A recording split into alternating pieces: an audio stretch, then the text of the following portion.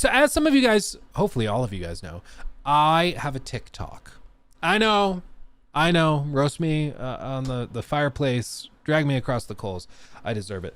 But I have a short form content editor that does an amazing job, and he cuts together all the TikToks and YouTube shorts that you might have seen out there. And on one of the TikToks we posted, I got a comment that I thought was interesting. It was a video discussing the timelines for Fallout. Basically, there was this panel of people that were talking about it and pointing out how if the Fallout show is successful, we realistically could get 5 seasons of the Fallout show and then another like 3-4 years before we get the next Fallout game, which I was like, yeah, that's crazy. And the premise of the short or TikTok was basically that I think it just makes too much sense for Microsoft to do something else with the franchise.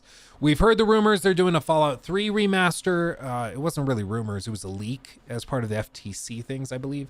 So we've seen that. That's probably coming, but I don't think that they're just doing a Fallout 3 remaster. I would have to imagine that they're going to do something more, because Fallout is only getting more popular after the show.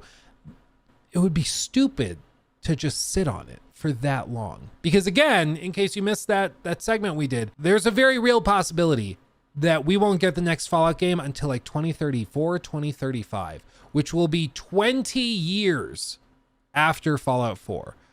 20 years, the same amount of time between today and like Halo 2, like 2004. Just think of that gap. If Fallout 5 is releasing today, think of Fallout 4 as having launched in 2004. That's the amount of gap that we're talking about, which is insane, but that's what we're looking at. It's already been almost 10 years since Fallout 4. So I'm like, it just makes too much sense to have another team, whether it's a remake of like New Vegas or if it's a spin-off game again. I just think they should do something else to diversify and get some more content out there while BGS works on other stuff. And so naturally I threw out Obsidian as kind of the obvious pick that would get a lot of fan excitement and everybody would be super stoked on. But this guy commented and said, Troubleshot FX, commented on the TikTok that we posted. People here are crazy. Obsidian's latest track record is abysmal. Fallout 3 is getting a remake next year, and Fallout 76 will continue to expand, and Fallout 5 will come 4 years after that. I don't know what they're saying 4 years after. I don't know if they're saying 4 years after the Fallout 76 expansion or 4 years after next year. It's kind of vague. What we do know for a fact is that The Elder Scrolls 6 is coming in probably sometime between 2026 and 2028. If I were going off of their current track record and pacing, I would put it more towards the 2027, 2028 range. I don't think that they'll be rushing it very much. I think that they're going to kind of take their time. Let's just say a lot's riding on it, right? And I think Phil is also aware of that. So I would guess it comes out later. You know, maybe it's a launch title for the next gen consoles, or maybe it's a first year release or something like that. But I think that we probably get it around 2027, 2028. After that, we give them another year to do DLC for that game, and then they start production on Fallout 5. We put it another like 6-ish years roughly. That puts it again in that 2034 range. And then if there's any sort of delays, any production issues, then that gets bumped even further back to like 2035. Even if it's 19 years, that's still a hell of a long time. 18 years, pray tell, is still a very long time. So I don't think it's as casual as like, yeah, they'll just do it 4 years after that. No, I mean, we're talking, it's probably still a decade out. From today, I think it's more likely that it's about 10 years out, which is insane, but that's just where we are. So I was like, Obsidian, they could do it. But Troubleshot FX brings up an interesting point. Obsidian's latest track record is abysmal. Fallout 3 is getting a remake. In other words, you shouldn't be that pumped or shouldn't hope for a Fallout from Obsidian because they haven't done a great job recently. And this is technically, I wouldn't say it's abysmal. I think abysmal is a little harsh, but it's certainly not been great. If we look at Outer Worlds, the Outer Worlds launched to an 85 Metacritic, and it was fine. A little clunky, but it was fine. You know, it felt kind of like a space Fallout game on a smaller budget, which is precisely what it was, but it was fine. But as for their other games, they've gone through a couple waves of difficulty. So they went through a period where they were super broke. They just didn't have any money at all, and they were trying desperately to find ways to stay afloat. And that's when the 2018 acquisition in November of 2018 was announced. Microsoft bought them. They became part of that. And everybody was like, oh my God, this could actually happen. This could be super, super cool. And they announced new IP and all sorts of other stuff that they were trying to do. And a new role-playing game called Avowed that people got stoked on. That's since been met with a little bit more conflicted responses to. But I mean, if we look at just games and we go down to their more recent titles, you see Outer Worlds 2 has been announced. You guys, the trailer for that was very funny. But they announced that, TBA. This year we're getting Avowed, which probably also in like the 8 out of 10 range, just based on what we've seen. Pentiment, which got 10 out of 10s. I mean, Pentiment was hugely well received. I mean, I guess if you average it, it wasn't for everybody, but I remember seeing like all these 10s out of 10s from all of these. It seems like if you liked it, you really, really liked it. And if you didn't like it, you probably really did not like it. GameSpot gave it a 6. Oh, baby. It was polarizing. Let's say that. I stand corrected. It wasn't overwhelmingly positively received. It was polarizing. I don't understand. Okay. Whatever. So there's that. Beyond that, I mean, you can see they had a series of releases. They did Grounded, which fine. Outer Worlds, again, we just looked at that. Pillars of Eternity 2, which was more positively received. And, you know, of course, critic reviews are not the end all be all, but usually gives you a broad idea of how something was received.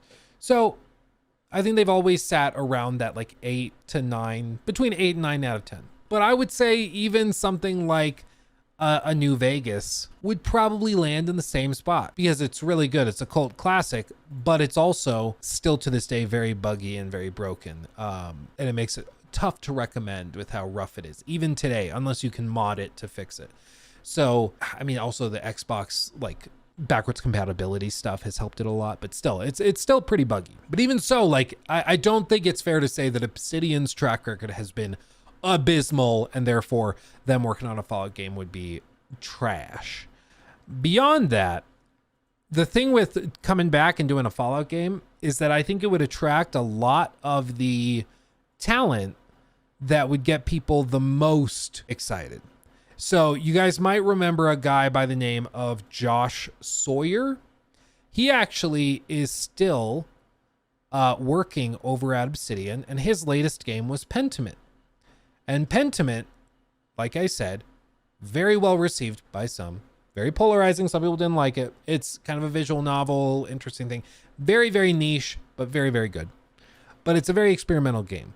And he's looking more for the passion projects. But he is actually the same guy, as you can see right here. He's actually the same guy that was the director of a little game called Fallout New Vegas. And you better believe if they were doing a remake or if they were going to go back and try it again, with another spin-off game, he'd get back in there and try it again. I would not be shocked at all if that were to happen. I don't know if he's spoken about it or offered his thoughts on it. But I think that what would happen is if Obsidian were to get the rights to do it, I think you would see a flood of talent pooling in of people that wanted to be a part of it and try it. And I would not be shocked at all if you saw a sort of coalescing of tons of talent to make this happen. So would it be a 10 out of 10? I don't think so, but I also am not sure if Fallout is the type of franchise that is going to chase 10 out of 10s. Like to get a 10 out of 10 score, you have to do certain things with modern critics. Like modern critics pretty clearly tend to prefer more cinematic stuff. They tend to prefer like the really high production value set pieces and cutscenes and the really intense, often serious narratives and stuff. And Fallout has bits and pieces of that, but it also is a franchise that doesn't take itself very seriously. No spoilers, of course, but even in like the show, there will be pretty serious moments that are directly contrasted with like some silly, stupid stuff at the same time. And I just don't know if it's the type of franchise if it's being true to itself and to those roots, I'm not sure if it's going to necessarily achieve the same ends of satisfying critics. You know, I just think they're slightly different. It's like the Oscar bait or Emmy bait types of TV shows or movies that are trying to just win the awards by being the most intense thing ever, versus something that's just made for people to enjoy it. And I think that's okay. I mean, even something like Hogwarts Legacy was not like a critical triumph. It wasn't a game that just overrun all of the news sites with like 10s out of 10s.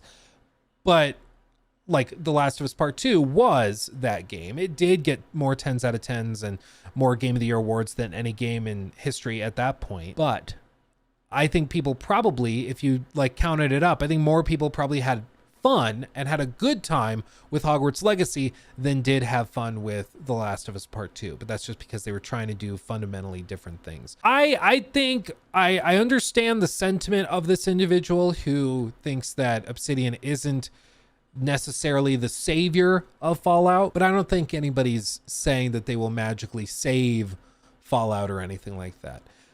What I see it as is that there's currently a big gap that is certainly present in the Fallout lineup, where we will get nothing for basically a decade other than a leaked remaster of Fallout 3, a 2008 game. And that remaster might be awesome. It might just be like a Skyrim Anniversary Edition with some mods basically built in that makes it so like you can at least launch it. Because right now, Fallout 3 doesn't even launch on a lot of people's PCs without tons of like going into the INI files and changing stuff, which is crazy. They might have actually patched that. I vaguely remember a patch fixing that. So maybe they did fix it. But like we probably get a remaster or something that will help and be at least nice. But I think if you are looking to keep fans happy, again, no spoilers, especially with the Fallout show and where it looks to be headed, I think a remake of New Vegas would just work so well. It just doesn't make sense why they wouldn't. But then again, we've also heard stories, like I think obviously a Bloodborne remake or remaster makes perfect sense, would print money, and we still haven't seen that. So who knows? Maybe there's other stuff going on. Maybe there's licensing disputes or this or that. Who knows? But if I were Phil, I would be pulling out all the stops to get a New Vegas remake or remaster put together. And I've already seen interviews and stuff from executives over at Obsidian saying that they would love to work on it again. The franchise, I mean. So they just need to be given the reins to do it. That's all they got to do.